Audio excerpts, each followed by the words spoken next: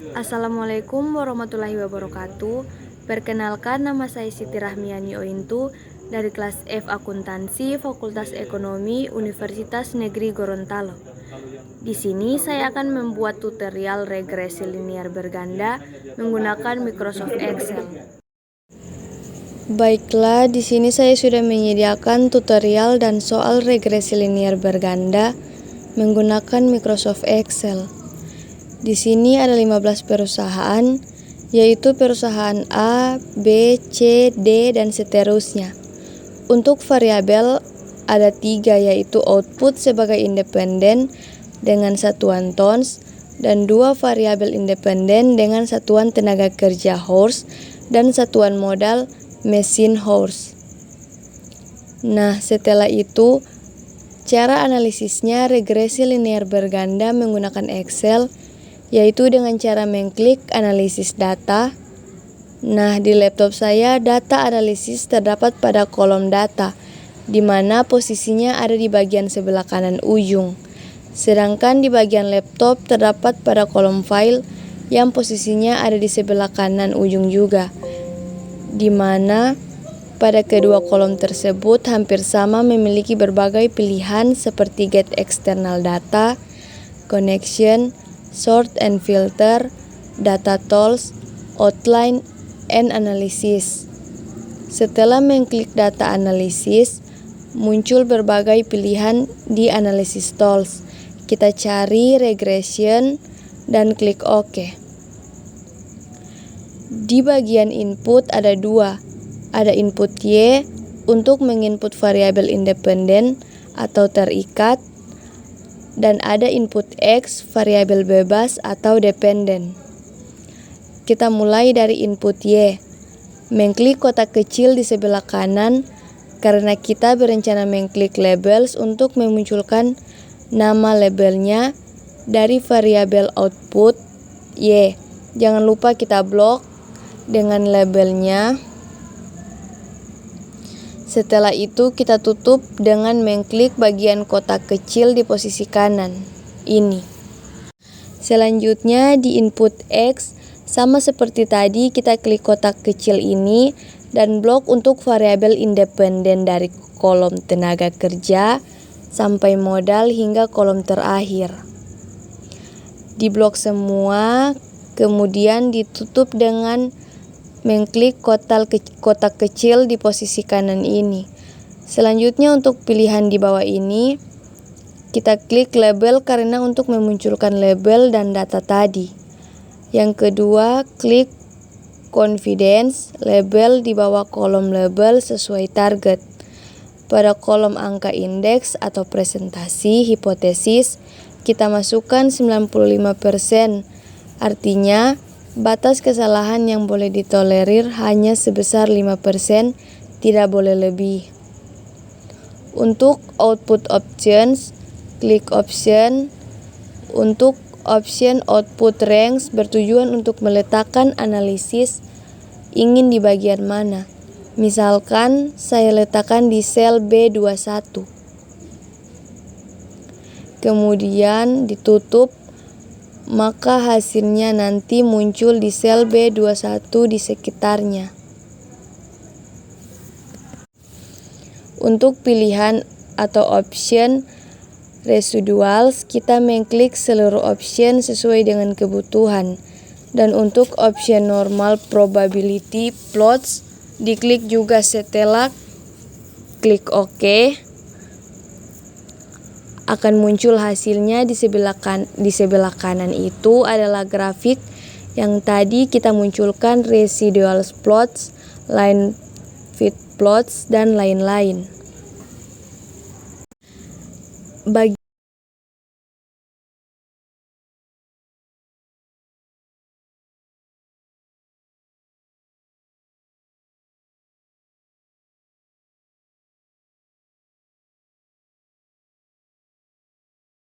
Bagian 65B ditulis yang pertama sig and magnitude.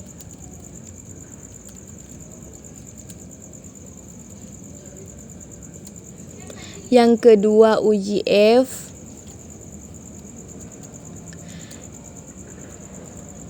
Yang ketiga uji T. Yang keempat koefisien determinasi.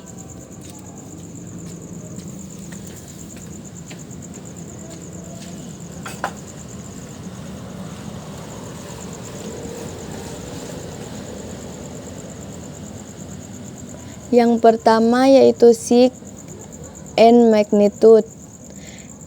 Kita lihat di koefisien Nash analysis. Di sini untuk variabel independen tenaga kerja atau label, modal, kapital.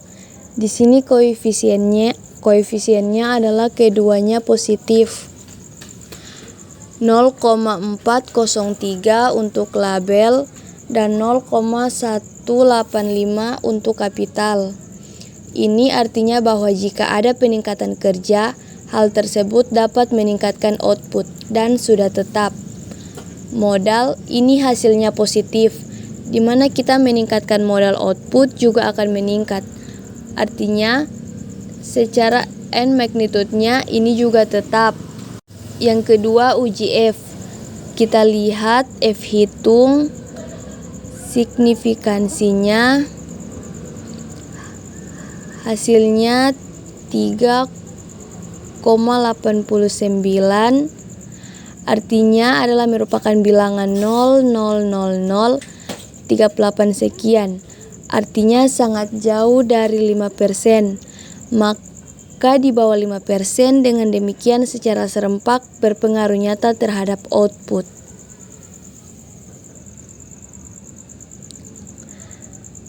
Yang ketiga uji T. Kita lihat dari tabel hasil P value, T hitungannya, dan value P value tenaga kerja 0,000263, artinya lebih kecil dari 5%, bahwa secara parsial tenaga kerja berpengaruh signifikan terhadap output. Dua modal atau kapital. Di sini P value 0,086 lebih besar dari 5%. Tapi lebih besar dari 0,05%, bahwa secara parsial tidak berpengaruh nyata atau tidak signifikan terhadap output.